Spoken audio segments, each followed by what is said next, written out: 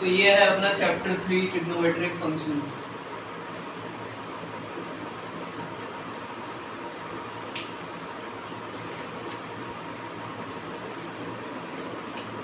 Trigonometric functions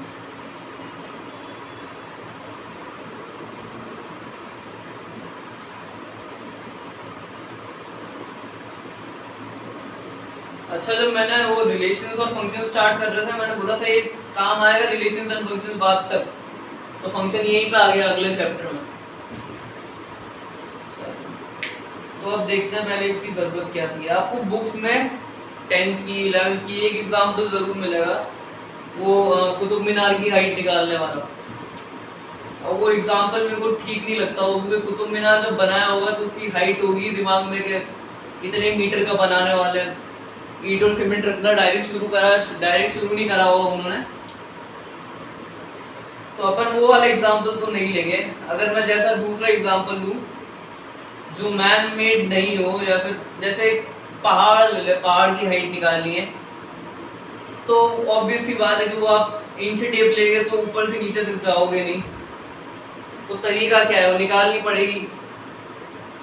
तो तरीका क्या है उसका, तो अब आप देखोगे जैसे कुछ लोगों ने ऑब्जर्व करा कि एक ट्रायंगल है, जैसे राइट ट्रायंगल की बात करूंगा अभी मैं, तो उसमें ये वाला जो एंगल है या फिर ये वाला जो एंगल है, इनकी जो भी वैल्यू आती है उन पे कुछ फिक्स्ड रेशियोज हैं। फर्क नहीं पड़ता ये ट्रायंगल कितना बड़ा है, ठीक है। तो अभी जैसे इस ट्रायंगल का नाम है ABC, इसकी हाइट ये ले लो आप 1 मीटर, ये 2 मीटर, तो पाइथागोरस थ्योरम से ये आ जाएगा √5, ठीक है।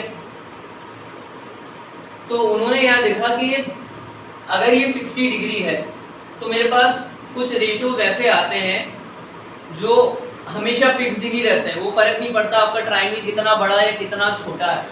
जैसे अगर मैं इससे बड़ा ट्रायंगल लूँ, इसके 10 टाइम्स ही ट्रायंगल ले लूँ मैं, बोर्ड में तो दिखेगा नहीं लेकिन समझ लेना 10 टाइम्स ट्रायंगल है। जैसे ये 2 मीटर की जगह 20 मीटर कर दूँ, ये 10 मीटर कर दूँ, ये भी कुछ ना कुछ आई जाएगी x मीटर। और अगर यहाँ पे एंगल सेम है, अभी भी यहाँ पे 60 डिग्री है, तो आपके कुछ रेशियो सेम आएंगे, वो फर्क नहीं पड़ता आपका ट्रायंगल कितना बड़ा है या कितना छोटा है, ठीक है। तो पहला रेशियो आपने पढ़ा था साइन, क्या होता है ये P/h, मतलब परपेंडिकुलर अपॉन हाइट। अभी भी यहाँ पे अपन परपेंडिकुलर और हाइट निकाले, जैसे ये छोटे वाले ट्रायंगल में निकाले तो ये होगा 1/√5। बड़े वाले ट्रायंगल में निकाल के देखते हैं सब। तो अगर ये 10 मीटर, ये 20 मीटर, इसकी क्या वैल्यू आएगी, ये हो जाएगा √500, ठीक है। बड़े वाले ट्रायंगल में P/h निकालें तो P की जगह 10, H की जगह √500। √500 तो थोड़ा सॉल्व कर लेते हैं। ये होगा आपका 10, इसको मैं लिख सकता हूँ 500 को 5 टाइम्स 100, तो उसमें 100 का √10 हो जाएगा और यहाँ √5 ही बचेगा अंदर। 10 से 10 कैंसिल, आपके पास फाइनली बचा 1/√5। रेशो सेम रहता है वो, ठीक है। तो उन्होंने छोटे छोटे ट्रायंगल्स के लिए रेशो निकाल लिए, और जब ये चीज़ मालूम पड़ी गई कि रेशो सेम रहता है तो अब उसे फिर दूसरी चीज़ में भी अप्लाई करा। जैसे आपने दूसरा चैप्टर पढ़ा था हाइट्स एंड डिस्टेंसेस, उसमें आपको हाइट्स निकालनी थी और डिस्टेंस निकालना था, जो कि इंच टेप लेके घूमो तो बहुत मुश्किल होगा। मेनली ये काम है इस ट्रिग्नोमेट्री का, ठीक है। अब पढ़ रहा है थोड़ा पल्ले, काई के लिए पढ़ा था,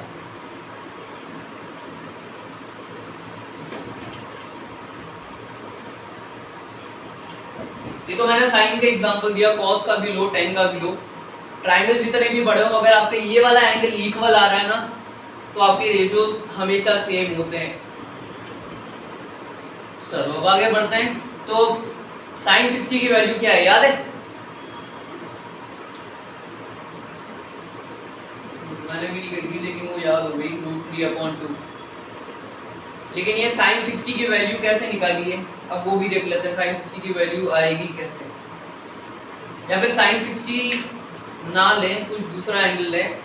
जिसकी वैल्यू आपको पहले बता चुके हैं कैसे निकालना है। जैसे साइन 90 की वैल्यू 1 होती है,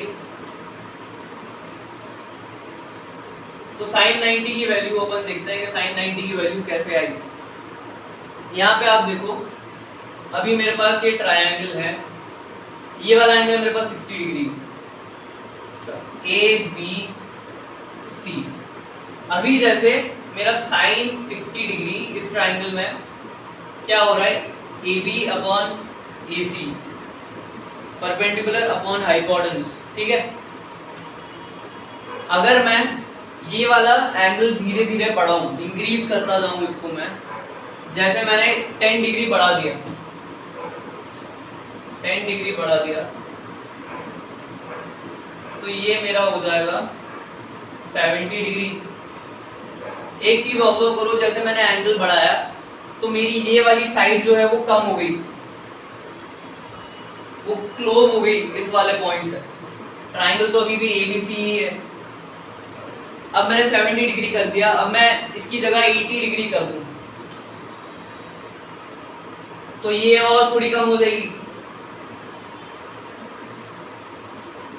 और अब फाइनली 90 डिग्री कर दूं मैं, तो जो मेरा हाइपोटेन्यूज है और परपेंडिकुलर है दोनों कोइंसाइड होंगे, वो सिर्फ एक लाइन बन गई आपकी, क्योंकि दोनों एक चीज हो गई और जो आपकी बेस थी उसकी लेंथ तो 0 ही हो गई।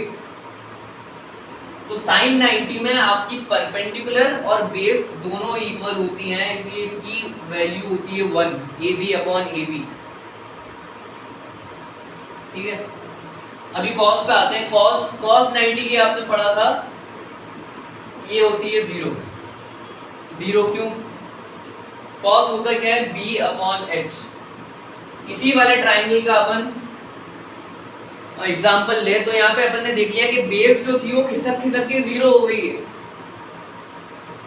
तो अगर मैं यहाँ डायरेक्टली 0 पुट कर दूं और मेरी एच कुछ भी हो, भले वो 100 किलोमीटर हो, 1000 किलोमीटर हो, लेकिन 0 अपॉन कुछ भी होता है तो क्या होता है, तो ये तो 0 ही होगी ना, इसलिए cos 90 0 होता है।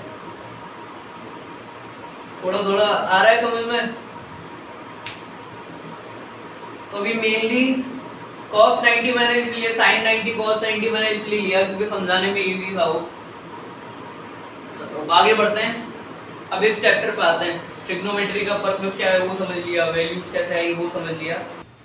अगर आप भी ट्रिग्नोमेट्री से परेशान थे और इस वीडियो ने आपकी हेल्प करी तो वीडियो को लाइक करो, अपने दोस्तों के साथ शेयर करो, सब्सक्राइब करो चैनल को। और एक और चीज़, इस चैनल पे सिर्फ मैथ की वीडियोस नहीं आने वाली, बहुत ज़्यादा आने वाला है। इस पर मैं गेमिंग भी करेंगे, पॉडकास्ट भी करेंगे, व्लॉग्स भी करेंगे। सब्सक्राइब करो, बहुत सारी चीज़ आने वाली है। Thank you.